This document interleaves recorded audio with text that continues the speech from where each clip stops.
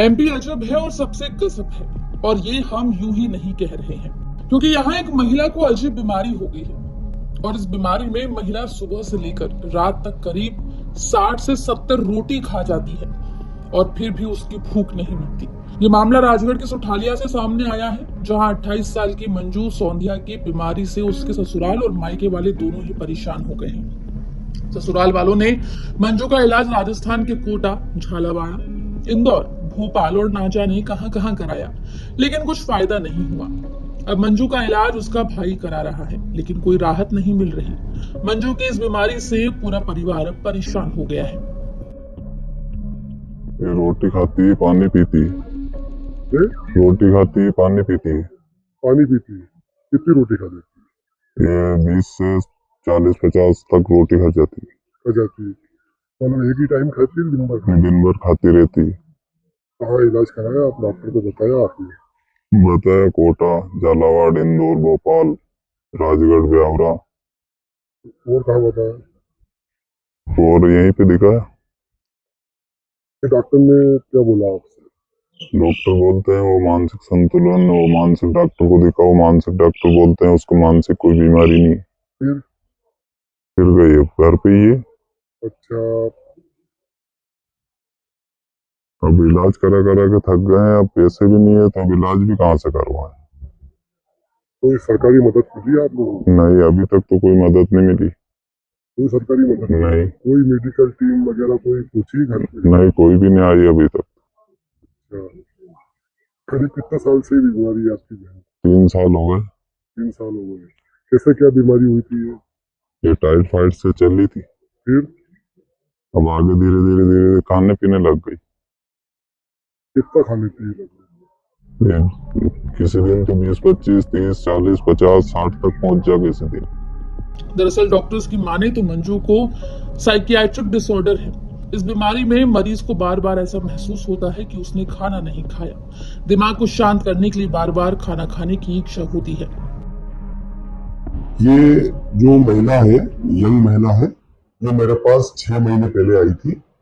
और 6 महीने पहले ये इसलिए लाए थे कि इनको बहुत घबराहट हो रही है और कमजोरी लग रही है। तो मैंने देखा कि हमेशा ये मुंह में रोटी रखती थी, तो इनको यहाँ एडमिट करा एक दिन, इसलिए कि वीकनेस बहुत ज्यादा थी उसको।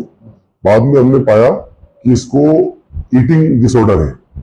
एक बीमारी होती है जिसमें पेशेंट जो है एक तरह की साइकेट्रिक डिसऑर्डर है ये, जिसमें पेशेंट को फीलिंग होती है कि अर्ज होती है कि मैं खाऊं खाऊं, तो वो मुंह में रोटी हमेशा रखती है। घर वालों ने बताया कि लगभग 50 से 60 रोटी ये दिन भर में खाती है, पानी भी खूब पीती है। इसके अलावा वो पेशेंट कुछ नहीं खाती है।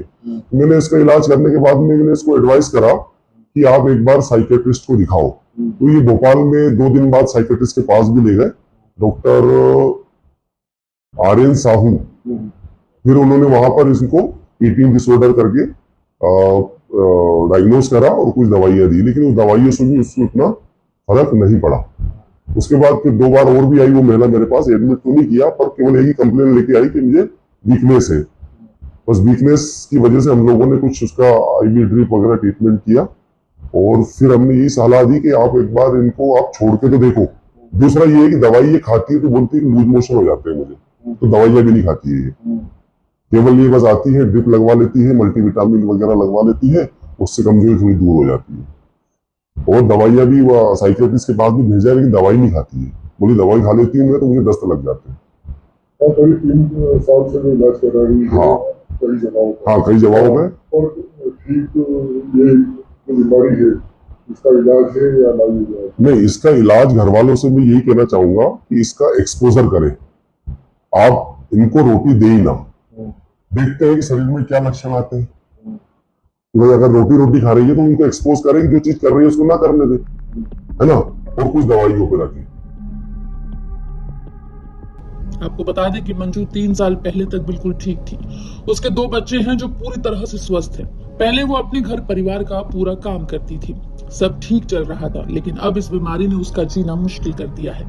मंजू की दिनचर्या ऐसी है कि वो हर पल रोटी खाती है और पानी पीती है, कुछ देर बाद फिर रोटी खाने लगती है। मंजू की इस बीमारी को लेकर डॉक्टर ने सलाह दी है कि उसकी रोटी खाने की आदत छुड़ाएं और दूसरी खाने की चीजें दें, जिससे मंजू की मानसिक हालत में सुधार हो। फिलहाल परिवार अब तक इस बीमारी पर 6 से 7 लाख रुपए खर्च कर चुका है। अब हालत ऐसी है कि इलाज कराना भी मुश्किल होता जा रहा है। मानसिक बीमारियों को अक्सर नजरअंदाज कर दिया जाता है, लेकिन ये शारीरिक बीमारी से कहीं ज्यादा खतरनाक हो सकती है। मंजू की कहानी न सिर्फ एक चेतावनी है, बल्कि इस बात की भी याद दिलाती है कि मानसिक स्वास्थ्य के लिए उतना ही ध्यान रखना चाहिए जितना शारीरिक बीमारी का रखते हैं।